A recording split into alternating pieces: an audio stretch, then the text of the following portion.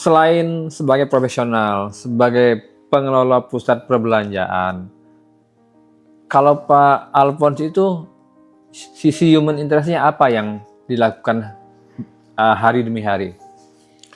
Ya, saya kira pusat perbelanjaan, kalau saya sehari-hari kehidupan saya memang di pusat perbelanjaan begitu. Jadi saya kira pusat perbelanjaan ini nomor satu adalah fungsi pusat perbelanjaan itu yang terkait banyak dengan banyak faktor.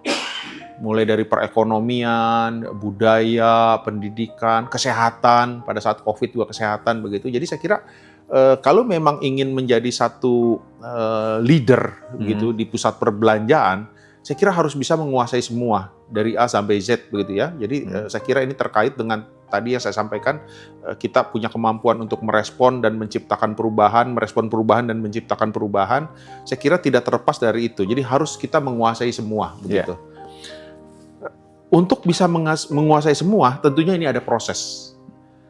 Proses pengalaman hidup yang saya dapatkan adalah tidak ada yang sempurna. Karyawan kita, staf kita, manusia itu kan tidak ada yang sempurna. Karyawan kita itu adalah manusia, gitu kan? Manusia kita tahu tidak ada yang sempurna, termasuk saya.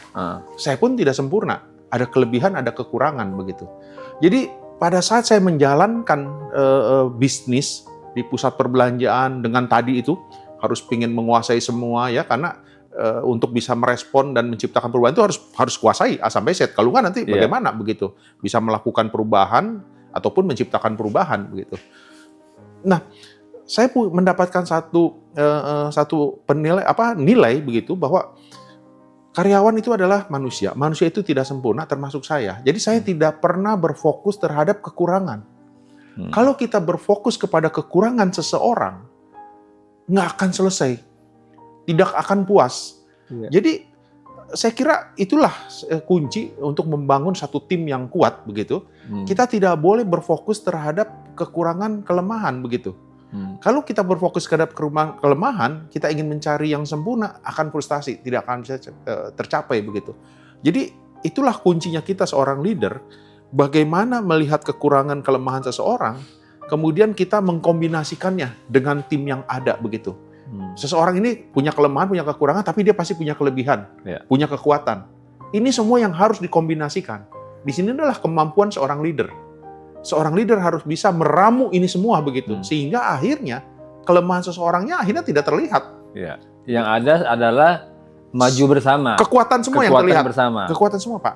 Jadi saya selalu mempunyai prinsip jangan melihat kekurangan, akan frustasi Pak, akan frustasi, nggak akan ketemu begitu. Jadi adalah bagaimana kita memanage justru kelemahan kekurangan ini justru di-manage Pak. Di-manage, jangan dihindari. Karena kalau dihindari nyari lagi yang itu nggak akan ketemu. Kan kita harus terima Pak. Dengan kekuatan dan kelebihannya ini kita terima, kita manage kekurangannya, kelemahan seseorang ini begitu. Justru harus kita manage, jangan dihindari. Terima dan manage gitu loh. Itu yang harus dihadapi. Saya kira itu yang terjadi, Pak. Kalau begitu Bapak punya tim khusus ini ya, orang-orang yang spesial mengamati apa kekurangan staf ini, karyawan ini, apa kelebihan karyawan ini. Saya kira itu ada tim HR tentunya ya, tetapi kita sendiri harus mengasah kemampuan itu. Oh gitu. Iya, kita sendiri harus mengasah kemampuan itu. Karena kita tahu persis tujuan dan target daripada visi misi company begitu kan. Ini yang harus disesuaikan tadi dengan tadi saya bilang memanage itu begitu. Ya, memanage kelemahan dan kekurangan. Saya istilahnya memanage kelemahan dan kekurangan. Jangan dihindari, Pak. Justru harus di-manage gitu kan. Banyak yang menghindari kan, Pak. Kalau menghindari akan frustasi.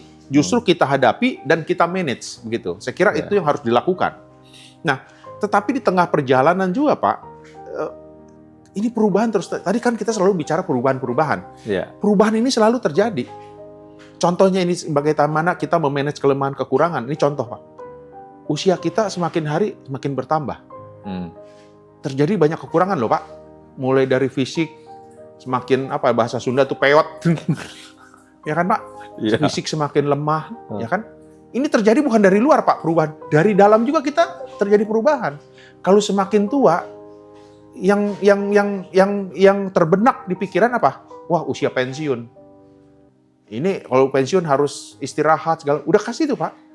Tetapi itu yang justru kita harus manage, kelemahan, kekurangan yang timbul dari diri kita sendiri dengan faktor usia. Justru kita harus semakin tampil, harus semakin semangat, tampil semakin beda, begitu kan? Itu yang bisa membuat semua menjadi lebih baik daripada tadi kita berpikirnya, oh ini waktu udah usia segini waktunya pensiun, waktunya istirahat. Saya kira tidak demikian begitu. Inilah salah satu contoh yang saya sampaikan. Ini untuk diri kita sendiri, Pak. Yeah. Diri kita sendiri juga kita timbul kelemahan dan kekurangan karena faktor usia yang tidak bisa dihindari. Tetapi kita harus manage begitu.